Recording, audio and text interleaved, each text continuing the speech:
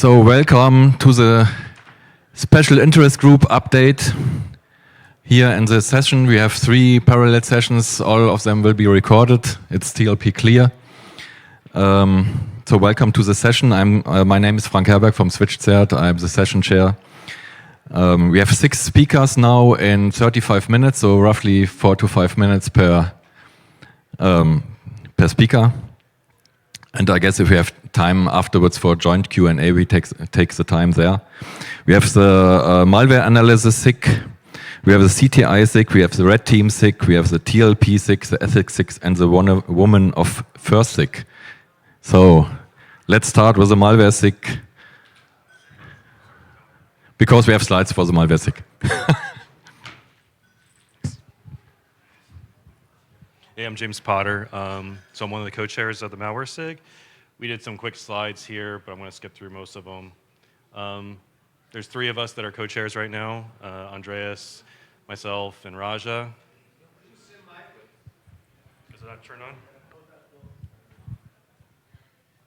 Can you guys hear me? That better? Okay. So the main thing with the Malware SIG, if you guys aren't familiar with it, is we recently, last year, published a malware analysis framework, really looking at how you can do setting up different labs and based on wide ranging of budget. So it could be you are starting with absolutely no money, you're doing a home lab with just a laptop in your house, to going a little more elaborate. We're actively looking for more participation with people. We have Slack and other means, but here's some of the 2023 goals that we have that we're working on for this year, going into next year too. We'd like to publish version 2 of the framework, do a little bit more with the lab framework. And one of the things we're also doing, Andreas did a presentation, I believe, last month, but we're trying to do a little more where we show some presentations within our meetings that we do. Our meetings are twice a month typically. I'm going to do one in August on the lab that we set up, where we worked with a third-party partner to set up a dirty system virtually outside of our own environment. The main thing I wanted to get to was that Thursday we have a meeting in the Notre Dame room from 9:15 to 10:15. Love to see more people coming out to, if you have questions, come to that. If you see me walking around, feel free to ask me some questions about the group. You know, this isn't an Intel group. It's a group that's focused on looking at different ways of analyzing malware. It doesn't even have to be full on reversing. It could be everything from introductory level to advanced. This isn't something to intimidate anybody. I am not a great reverser, but I like working with malware. So if that helps anybody understand things. So yeah, Thursday from 9:15 to 10:15. Our normal weekly meetings are from 11 a.m. to 12 p.m. Eastern time. If you are part of the Slack channels and stuff, feel free to reach out to us. You can also go to the site on the portal, and you can fill out the little questionnaire on there if you want to get more information and also join the group. But like I said, if anybody has questions about the malware group, feel free to hit me up. Thanks.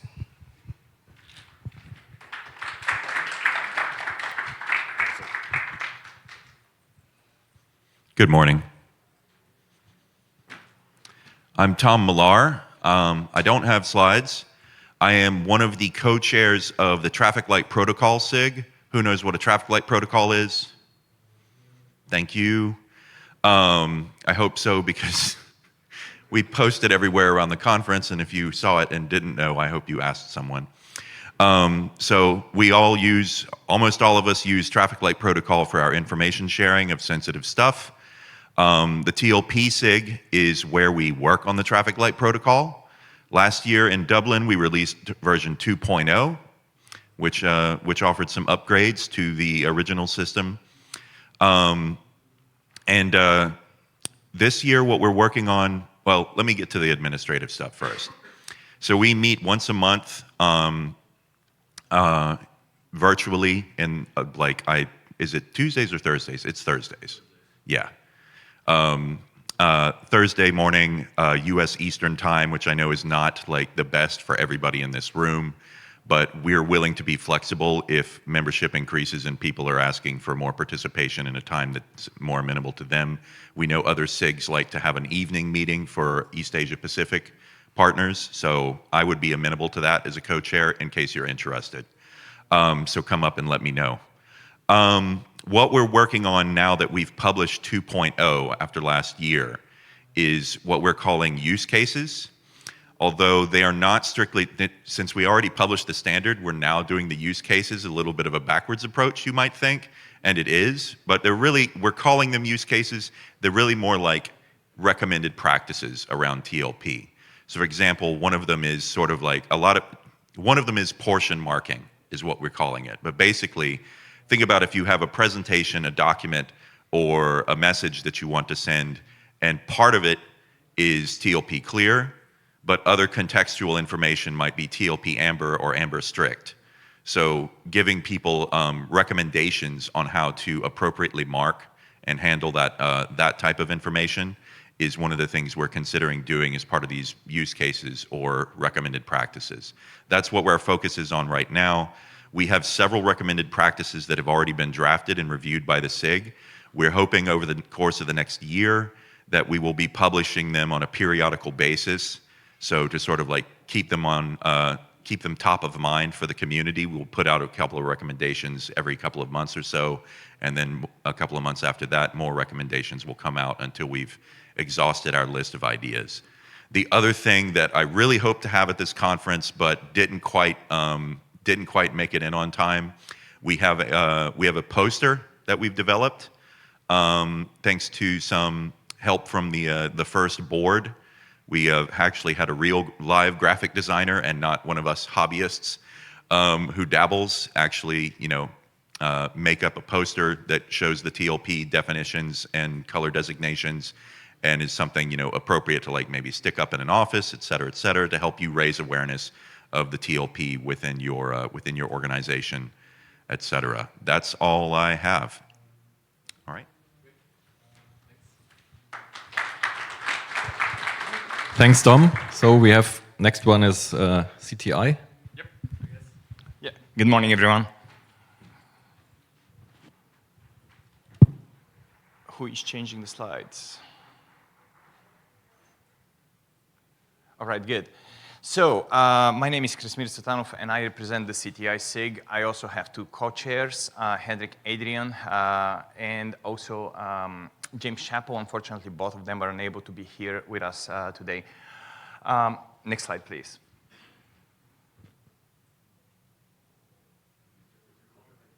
Oh, all right. Thank you. All right, so the SIG was established in 2018 in February.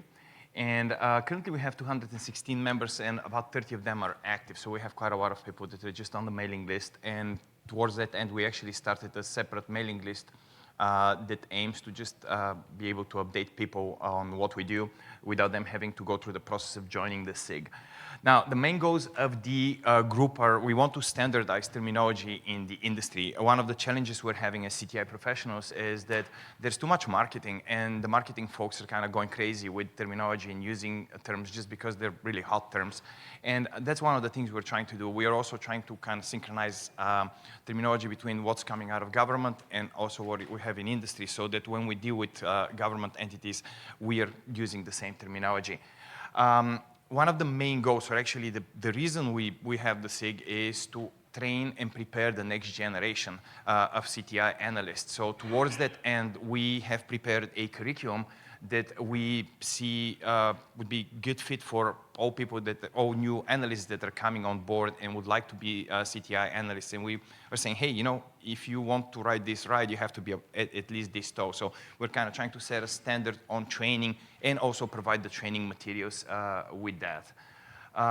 We are also helping teams build their CTI program or even start their CTI programs.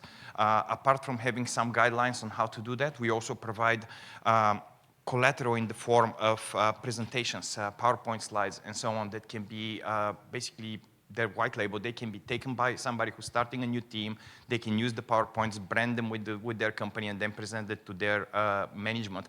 And we have different flavors. We have materials targeting executive management with the company. We also have slides that are targeting technical stakeholders in this process. So in few words, we're trying to make it easier for CTI to become a thing within large corporations, and also we're trying to make sure it is well structured, and we have a similar level of training, or at least the minimum training is the same, so we can all communicate with each other. Now, the group philosophy is we like to have active members. We would like to have people that contribute. We don't want to have hundreds of people joining the SIG and then we'll be like, hey, we're the SIG with most people. No, we actually make sure that people contribute and stay in the SIG. So that's kind of like one of the things. If you apply to the SIG, you see that the process kind of asks a little more questions than a SIG normally would ask, but we just want to make sure people will be committed and will be contributing.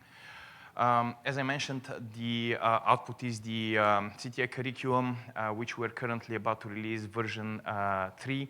The resources for standing up new team. We also have a very large repository of software that pertains to cyber threat intelligence, be it parsing indicators, managing indicators, or doing some form of analysis with the indicators, as well as reporting. We also support some of the first CTI events. We even ran one event of our own during COVID. So that's another part of our work. So that's what's coming next. The maturity phases is something that I also want to point out. This is a project we started right now because it looks like we have this race to how much CTI a company can do, and I think there's some unrealistic expectations which may also kill some of the programs that are in their infancy, because everybody's trying to do everything from day one, and this is just not attainable. All right. Things that we have launched in the past. So one of them was the time bomb in the MITRE ATT&CK framework, and we also have a few other projects that like the taxonomies in MISP, and that's kind of it. So I apologize, it looks like there were some hidden slides that are here, so I spoke over some of the content, because I was only given 5 minutes. I spoke over the content, and now the slides are coming a little bit late. But anyway, that's it. If you have any questions, today at 3:50, we're meeting at Notre Dame. Notre Dame is the name of the room, so feel free to join us. And we'd love to have you and answer more questions about the CTI SIG. Thank you. Great, thanks a lot. Then we have the red team SIG.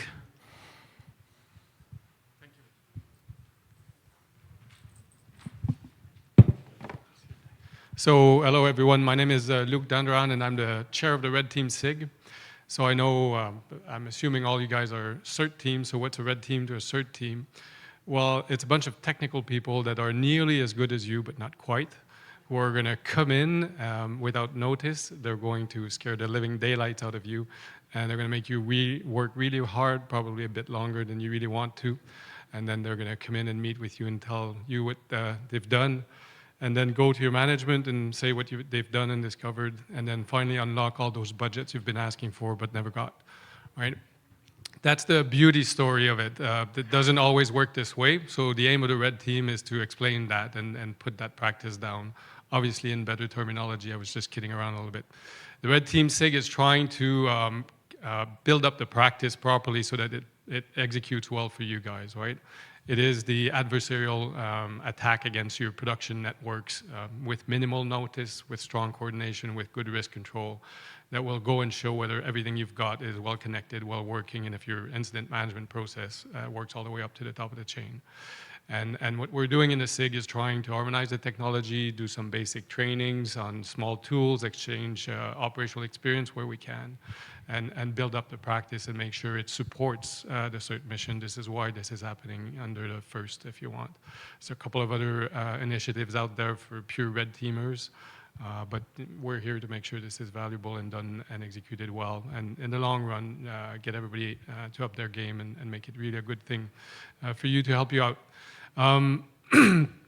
The way the SIG started was that we would have in-person meetings where we would share some operational experience sensitively in what we call the closed track. Once we have an outreach track to explain red teaming to everyone, and then bring them into those who really do it to exchange some information.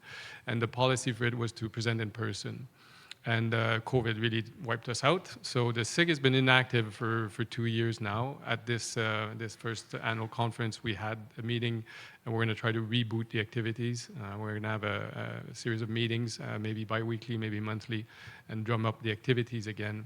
And you're going to see all the information start to be populated on the SIG pages on amnesia, and then some exchange going, and then further briefings and things. But essentially trying to bring together all of the people involved in this activity, improve it, share experiences, build knowledge, build common tools and frameworks and approaches, and make sure it's beneficial and done well. So that's the Red Team SIG in 5 minutes. And you haven't heard much from us. Like I said, we've been very, very quiet, dormant for all practical purposes for the past 2 years. But maybe this is the reboot. So that's all I have. Thank you. Great, thanks a lot. So we have the ethics SIG next. Somebody here from the ethics SIG? I think that's me again. Okay. All right. Why do we need an ethics SIG? So anyway, the ethics SIG was created specifically to develop a set of like sort of a professional standards of ethics for certs. And we've done that. It is published at ethicsfirst.org. Thanks to the board for getting that squared away for us and giving us a place to host all of the work that we did. It is a set of sort of principles that we believe certs should abide by. I encourage you to go check it out and see if it's something that can apply to your team, or that you can make some of it apply. We think it's guiding principles such as is like basically like duty to respond, duty to this, duty to team health, so that we don't burn ourselves out all the time, and make sure that people are actually keeping up their professional, continuing professional education. Things of that nature are what's included in the ethics list that we created. That's basically it. We published a set of also of use cases for the ethics guiding principles, basically to give people examples of what to do and not do according to the principles, and clarify it a little bit. I hope you'll check it out at ethicsfirst.org. The SIG, as of this year, after the publication of the use cases and examples, we are basically going into hibernation mode until such time as I don't know, somebody does something terrible and we decide that we need to update it. But yeah, that's what the ethics SIG has been doing. Thank you for your interest, and ethicsfirst.org.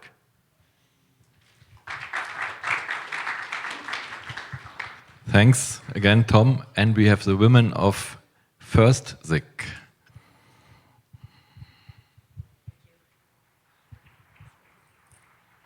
Hi all, my name is Emer O'Neill. I'm one of the co-chairs of the Women of First. And I suppose first off, it's not just for women. We are trying to encourage more male allies in joining this group. So I suppose a bit of history. We kicked off at the Edinburgh conference, I believe, in 2019. Myself and Sean Richardson, who kind of came together and kind of put it out there to see if there was interest in, I suppose, creating a BOF to begin with. To kind of, I suppose, our goal being to encourage more women to into careers in security and to attend conferences like this, because I can see, I mean, it's nice to see quite a few women here this year, but I guess it's clear to everyone it's a lot more males. So I suppose that's the objective. So we started off in 2019. We meet monthly on a Thursday at 2 p.m. UTC.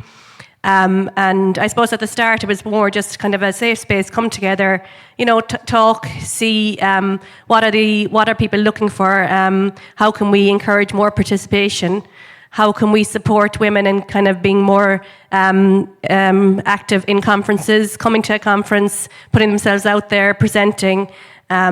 So I suppose they're kind of some of the main goals. So then we became SIG about 1.5 years ago. We're trying to kind of have a more formal agenda on a monthly basis.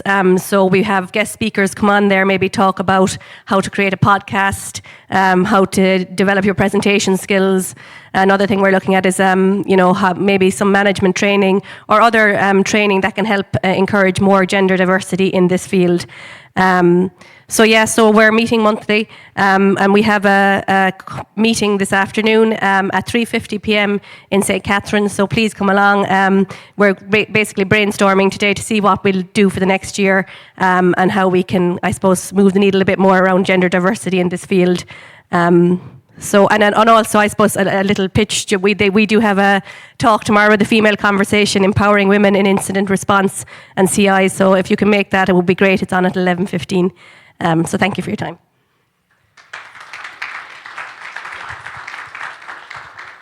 So thanks a lot. Thanks a lot to all the SIG chairs who presented their SIGs today. We have now time left, and we have Ted in the room who would like to say a few words about the SIGs in general. Thanks very much. For those of you who've been to First Before, you'll notice that the SIG updates were done a bit differently this year. In previous years, all the SIGs updated in one long session, so usually twice as long as this. Tom complained that at least twice he's been bumped because it went on so long that certain SIGs didn't get to present. Some people would just drift off because they weren't interested in certain SIGs, etc. So we decided to do an experiment this year. We ran 3 different SIGs in parallel. That allowed us to get 3 extra presenters to present at the same time. So it gave us more content for you. The downside is that if you're interested in SIG updates and they don't happen to be in the same room, you don't get that visibility. So I'm really interested in any feedback you can give on this year, especially those of you who've been to the other sessions or in other years, how you like this format of splitting the SIGs up and having it much more condensed so everyone gets a bit of time versus the longer sessions where you get to attend all the SIG updates. So if you can do that in your feedback or come and talk to me sometime, that would be great, and we can use that as input for next year. Thanks.